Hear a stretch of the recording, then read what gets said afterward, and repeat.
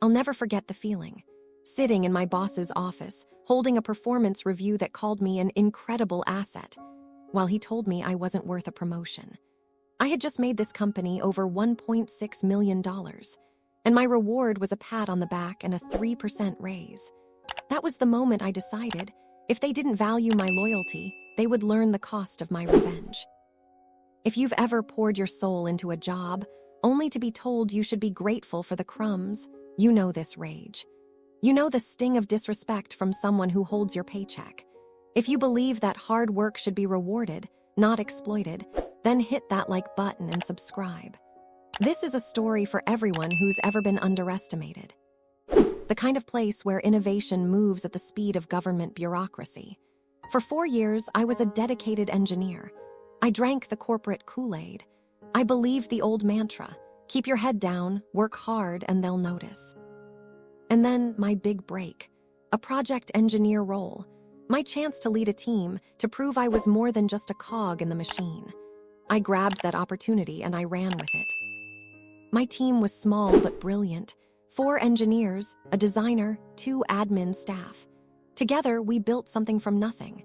A new system that wasn't just functional, it was revolutionary. We secured a patent for the company. Our work was so good, it caught the eye of the U.S. Air Force. We were nominated as finalists for a Department of Defense award. Sound of a crowded banquet, clinking glasses, murmur of voices. Narrator, they flew us to Washington, D.C. for a black tie awards ceremony. I stood there in my rented tux, surrounded by generals and top brass, thinking, this is it. This is the moment it all pays off. But success has a dark side. That year, I spent 100 days on the road. 100 days living out of sterile hotel rooms, eating lukewarm takeout, my phone permanently glued to my hand. I missed birthdays. I missed anniversaries. My family saw me on video calls more than in person. I was running on fumes, caffeine, and the sheer, blinding faith that this sacrifice would be worth it. I walked into my boss's office. Let's call him Dave. Dave had the demeanor of a man who'd learned management from a 1980s corporate training video. All empty platitudes and forced smiles. He slid the paper across his desk. A 10 out of 10, he said, beaming. You're an incredible asset to the company. My heart soared, this was it. But then my eyes dropped to the bottom line. The raise column, 3%. The same cost of living adjustment given to everyone. No promotion, no bonus, nothing. The paper felt cold in my hands. I could feel the blood pounding in my ears, a dull, roaring thunder. My jaw was clenched so tight I thought my teeth might crack. Narrator as protagonist. Dave, I don't understand. Where's the promotion? What about the project? The patent? Dave leaned back, steepling his fingers. Look, the promotion just wasn't in the cards this cycle. To be honest, he said, lowering his voice like he was sharing a secret, I didn't think your team member deserved that senior promotion either, but I wasn't their boss. You should just keep working hard and we'll see next year. We'll see next year. Those 4 words were a bucket of ice water. The sacrifice, the 100 days away from home, the patent, the award nomination, it all meant nothing. The system wasn't broken, it was a lie. The rage didn't boil over. It didn't need to, it crystallized. It became something cold, hard, and sharp. A tool. In that moment, something inside me didn't just break, it clicked. I walked out of that office a different man. The loyal, grindstone engineer was gone. In his place was a strategist. Rule 1, stop the unpaid overtime. I became a clockwork ghost. 8:00 a.m. to 4:30 p.m. Not a minute more. The extra trips, the volunteer overtime, gone. I did my job and I did it well, but I stopped breaking my back to make Dave look good. Rule 2, reclaim my time. I took every single vacation day, every sick day, every long weekend.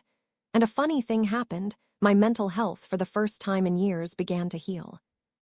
But I wasn't done. This was phase 1, stop the bleeding. Phase 2 was the counterattack.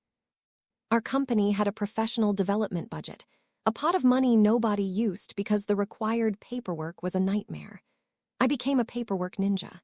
I signed up for everything. Advanced 3D modeling, finite element analysis, software design courses that sounded like another language.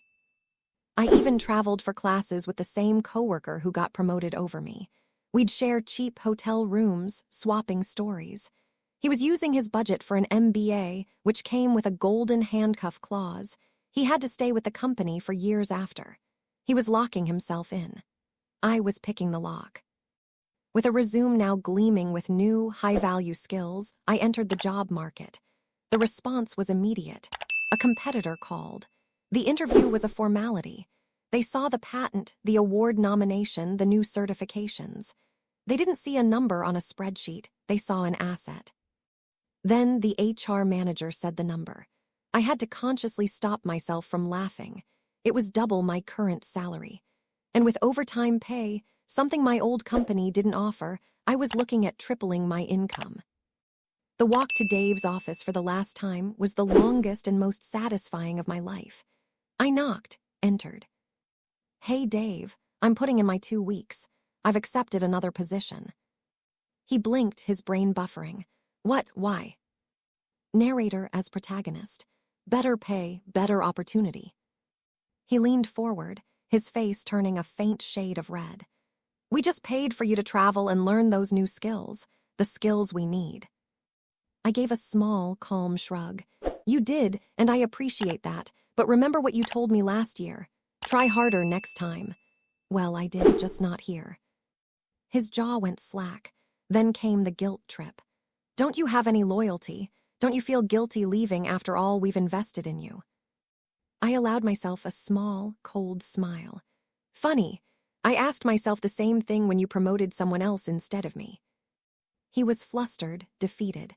Then he asked the question, the last resort of every manager who's lost control. "How much are they paying you? Maybe we can match it." I told him the number. His eyes widened in genuine horror. That's more than I make." I paused, letting the silence hang in the air, thick and sweet. Narrator as protagonist. "Yeah, I know." I left 2 weeks later. No fanfare from management, just quiet, respectful handshakes from my team. A year later, I was thriving. My income had tripled. I had control over my life. And every time I deposited that fat, overtime-included paycheck, I'd think back to that 3% raise and smile. My old boss thought he was saving the company money by keeping me in my place. Instead, he lost the engineer who delivered him a patent and a $1 million contract. He was left choking on his own condescending words. The moral of the story?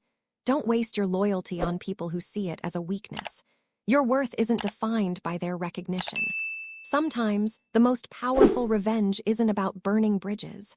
It's about building a better one for yourself and leaving them stranded on the other side. If this story of quiet, professional vengeance felt like a balm for your own workplace scars, then do me a favor. Smash that like button and tell me in the comments, what's the moment you knew you were being undervalued at work? Please subscribe past Quest for more stories.